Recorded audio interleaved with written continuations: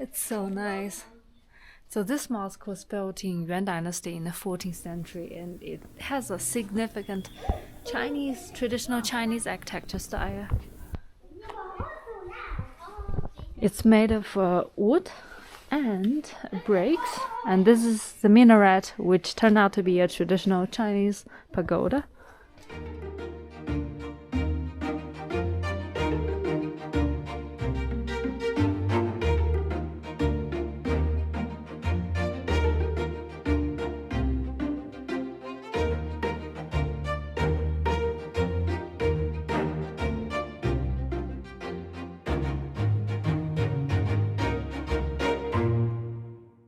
Good morning, everyone. Welcome back to the channel. So yesterday I was in Tongren, Tibetan Autonomous County, and today I am leaving for Xunhua Salar Autonomous County. It's not very far from Tongren, and Xunhua is quite special because here lives the ethnic group of Salar people, who is believed to have originated from Central Asia, from Samarkand, which is nowadays Uzbekistan. And those people also share an Islam faith. And this is also why I found Qinghai quite fascinating. So there is a mixed population, and it's also the place where Buddhism and Islam blend into local culture. And this morning we were just driving along the origin of Yellow River. The landscape of this region is also quite stunning. It's a transitional zone from Qinghai Tibetan Plateau to Loisis Plateau. The elevation is still quite high. It's over 2,000 meters. And the mountains are colorful. It's very red, yet very barren. Eastern Qinghai and southern Gansu is home to some of the oldest and most vibrant Muslim communities in China, including the ethnic groups of Hui, Salar, Dongxiang, and Bao'an, who all share the same Islamic faith. In the morning, we headed north from Huangnan towards Jianzha. Huangnan is still predominantly Tibetan, so the Buddhist influence is strong. White stupas, prayer flags, and hilltop monasteries are common sights.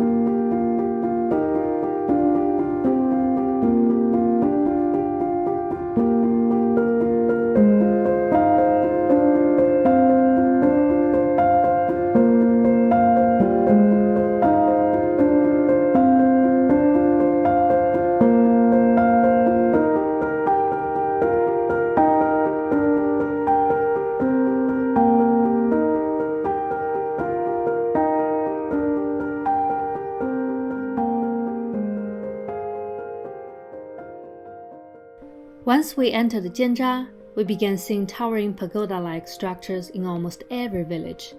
These are traditional Chinese-style minarets of mosques. This area is also in the upper reaches of the Yellow River, China's mother river. Here the water remains clear, but after passing through the Loisis Plateau in Gansu, the river becomes yellow and quite muddy.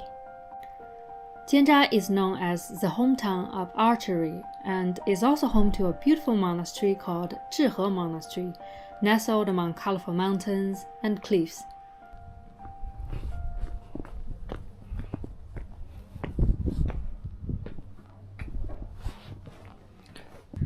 Zhihe was built during Yuan Dynasty initially, and it is exactly during Mongols' rule that the Gelug sect of Tibetan Buddhism was protected and promoted. So during that time, a lot of new monasteries were built, and I've been to many monasteries, but this one is pretty spectacular because of the Danxia landform. The mudstones gets eroded and the cliff is so steep. You can clearly see the stripes of the mudstones, and there are some tiny hermitage or meditation caves in a rock.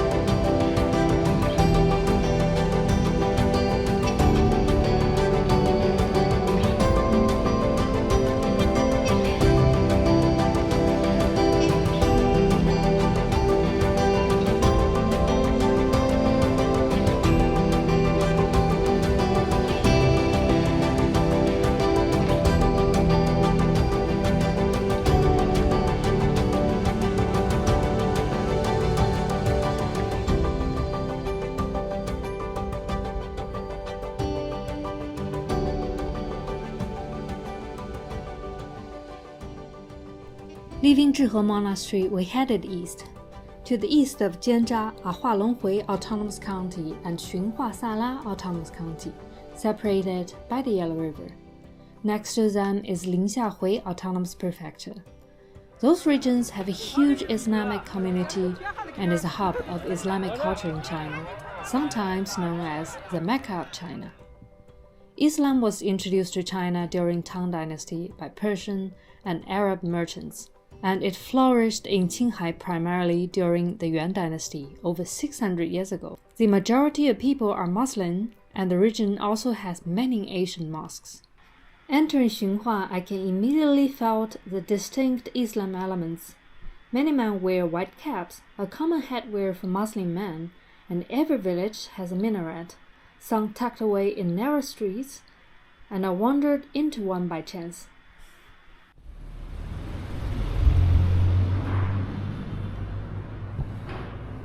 This is another small community mosque. So again, a pagoda, which is a minaret, and this is a prayer room.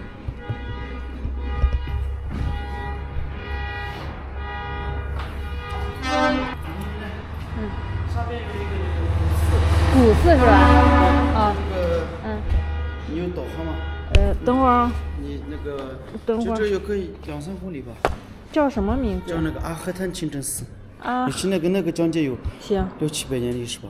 就这个，对，哎，就这个，啊，行，这是个古寺哦，这个好像就有个可能500-600年历史。就是这边是回族还是那个？回族和萨拉族。萨拉族，他10个人里面能占多少呀？10个人里面能占，这个地方甘都镇的话是70%是回族。哦，回族，等于说那边是萨拉族多一点。就刚才这我给你介绍这个村是萨拉族。哎，这是化龙还是驯化？化龙。哦，这是化龙。这个是化龙县。哦，就隔了一条河，就等于说两边不一样了。对，那个桥那边是驯化县。啊，我看旁边还有几个藏族的村子呢。藏族占10个，我们这个庄子藏族比较多，这其他庄子没有。哦，就有一点藏族，然后大部分是回族，然后还有一点萨拉族。行，好。这个我跟你说那个村是全部都是萨拉族。行，好，我过去看看。那个古寺比较有参观价值。行，好，谢谢你啊。The old mosque that man talked about was Akhata Mosque, built about 600 years ago. From the outside, it's hard to tell it's a mosque because it is in a traditional Chinese style. Here it is, Akhata清真寺. Whoa, it looks old. Those wooden carvings are beautiful. It's so nice. So this mosque was built in Yuan Dynasty in the 14th century, and it has a significant traditional Chinese architecture style. It's made of wood and bricks, and this is the minaret, which turned out to be a traditional Chinese pagoda. It also uses mortars and tenon joints without nails. Both Hui people and Salar people share the Islam faith, but they have a different origin. So Salar people is believed to be descended from some people from Central Asia, presumably nowadays Uzbekistan, Samarkand. But also some told me their ancestors were from Turkmenistan. And Hui people has quite a mixed origin. It is often believed they were descended from the Central Asia merchants, mainly the Arabs and Persians, and historically they mix with the Mongols, with Chinese, with Tibetans, and then they form today's Hui community. And the difference is that Salar people speak their own language, Salar language, whereas Hui people speak Mandarin. 1:20, so now it's a prayer time, and people are coming to the mosque.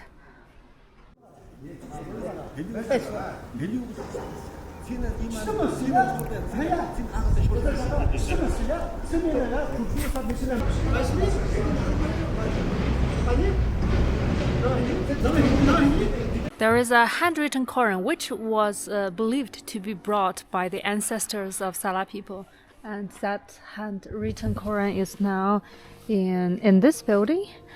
But it also says that it's one of the 3 only handwritten Quran in the world, which I think is exaggeration because there are definitely more than 3 in the world. However, Xunhua Quran is likely the oldest in China, dating back to before the 11th century. It is said that the ancestors of Salar people, leading their Salur tribe, migrated here from Central Asia more than 800 years ago along the Silk Road. Legend has it they brought the Quran carried on a white camel. The number and diversity of mosques in Xunhua are truly astounding. Each village has at least one mosque. The mosques here don't have the domes typical of Islamic architecture. Instead, the main structures are built in traditional Chinese styles with brick, wood, and interlocking brackets. Minarets are topped with Chinese-style pavilions, complete with flying eaves. I visited several. Their design reflects a fascinating blend of traditional Chinese aesthetics and Islamic features, setting them apart from mosques anywhere else in the world. The walls often feature a blend of Islamic calligraphy and Chinese painting. Each mosque is unique as builders mix Chinese and Islamic elements with creative freedom. On the entrance, you will see Chinese Shanshui paintings. The mosques here are the most unique of this kind, so look at the architecture style. This is a rather grand gate with a pagoda. The minaret is very different from that in the Middle East. That's in the traditional Chinese pagoda style. And in the middle, that looks like the Temple of Heaven.